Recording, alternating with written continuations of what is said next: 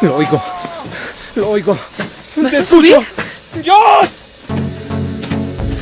En el verano de 1999, una extraña y pequeña película de terror llegó a los cines y estremeció al público hasta sus cimientos. Filmada con cámaras temblorosas, protagonizada por actores desconocidos y presentada como metraje encontrado sin editar, no parecía una película en absoluto.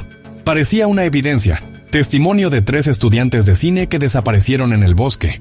La multitud salió de los teatros susurrando la misma pregunta: ¿fue real? Hola, bienvenidos a En el Rodaje. Antes de comenzar, suscríbete a nuestro canal si aún no lo has hecho y haz clic en la campanita para mantenerte actualizado sobre todos nuestros videos. Ahora sí, comencemos. El proyecto de la Bruja de Blair es hasta ahora el falso documental más exitoso de la historia.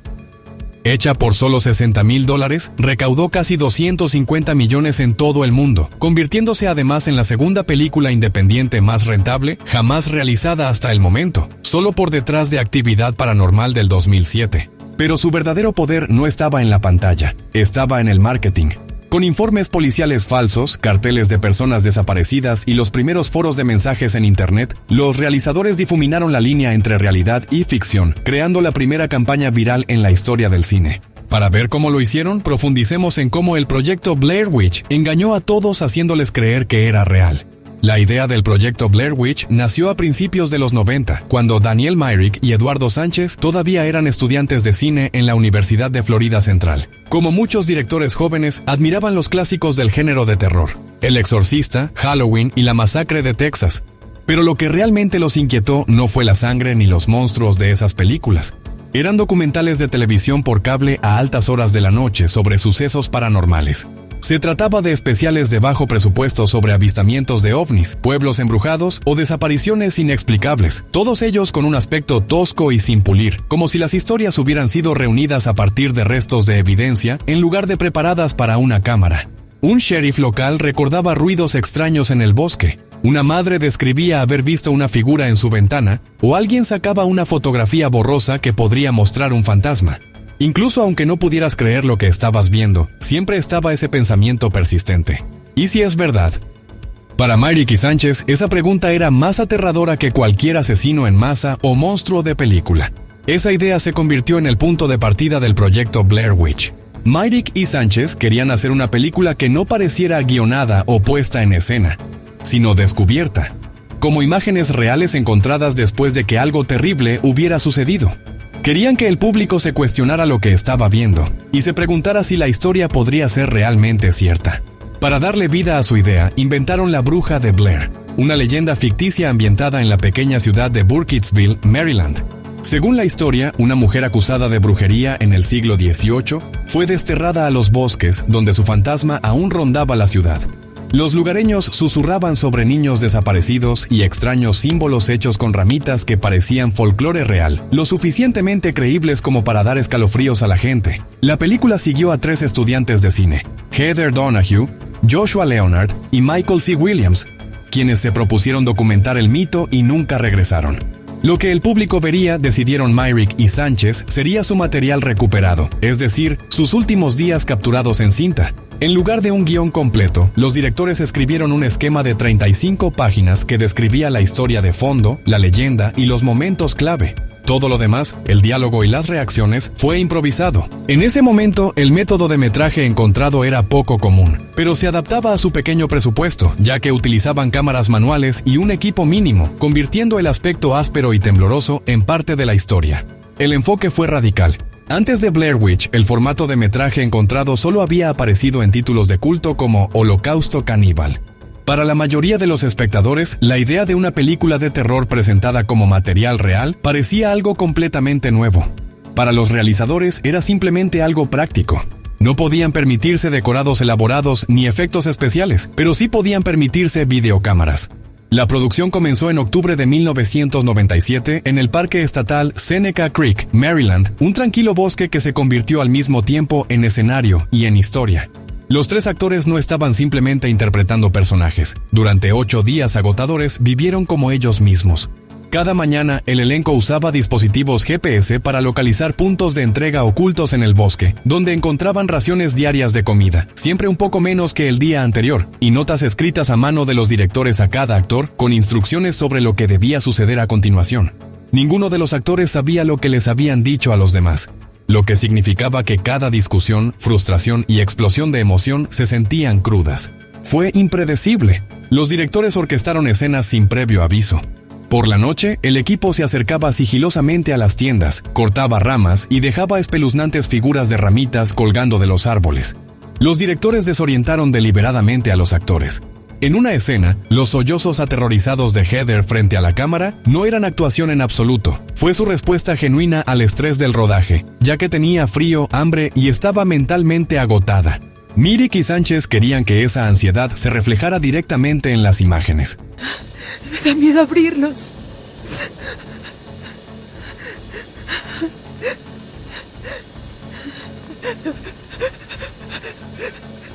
Cuando finalizó el rodaje, los actores habían grabado más de 20 horas de material utilizando cámaras portátiles de alta resolución y una cámara de 16 milímetros. En la postproducción, los realizadores condensaron todo en una película de 81 minutos. El montaje final no parecía el de una película de estudio pulida.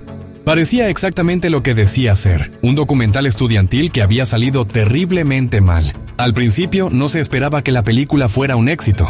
Myrick y Sánchez pensaron que su inusual película de terror de bajo presupuesto podría emitirse por cable o circular entre los fanáticos del terror independiente. No tenía el aspecto brillante ni los grandes nombres en los que confiaban los estudios. Pero en enero del 99 todo cambió cuando la película se estrenó en el Festival de Cine de Sundance. Los espectadores quedaron desconcertados y confundidos. Algunos argumentaron que era real, otros pensaron que era falso. La confusión creó un revuelo instantáneo. En cuestión de días, Artisan Entertainment adquirió los derechos de distribución por 1.1 millones. Sintieron que tenía el potencial de convertirse en algo mucho más grande que un lanzamiento independiente típico. Rápidamente se dieron cuenta de que el marketing tradicional, trailers, anuncios de televisión y artículos en revistas destruiría la mística de la película. Entonces, en lugar de promocionar el proyecto Blair Witch como cualquier otra película, decidieron vender el misterio y se apoyaron en la ilusión y la tradición. Las bases ya estaban sentadas. Meses antes, los realizadores habían construido y lanzado silenciosamente BlairWitch.com, un sitio web sencillo que parecía un archivo de pruebas. Contenía informes policiales falsos, carteles de personas desaparecidas, páginas de diario y fotografías de rollos de película encontrados. Los visitantes podían leer sobre extrañas desapariciones que se remontaban al siglo XVIII, vinculadas a una leyenda local sobre una bruja llamada Ellie Kedward. El sitio enumeraba a Heather, Josh y Mike, los 3 estudiantes de cine, como desaparecidos y presuntamente muertos. El sitio web era inquietante, en parte porque Internet todavía estaba en sus primeras etapas y aún no era familiar. No había Wikipedia para verificar los hechos ni escépticos en las redes sociales para desacreditarlos. Entonces, si ingresabas a este sitio web, sentías como si descubrieras algo prohibido escondido en un rincón de la web. Artisan amplió la estrategia. Actualizaron las páginas de IMDb para decir que Heather, Josh y Mike estaban desaparecidos y se presumía que estaban muertos. Produjeron un falso documental para el canal de ciencia ficción, Curse of the Blair Witch, que entrevistaba a supuestos lugareños sobre la bruja. El objetivo no era convencer a todo el mundo de que era real, sino provocar que un número suficiente de personas se lo preguntaran y que esa duda se extendiera.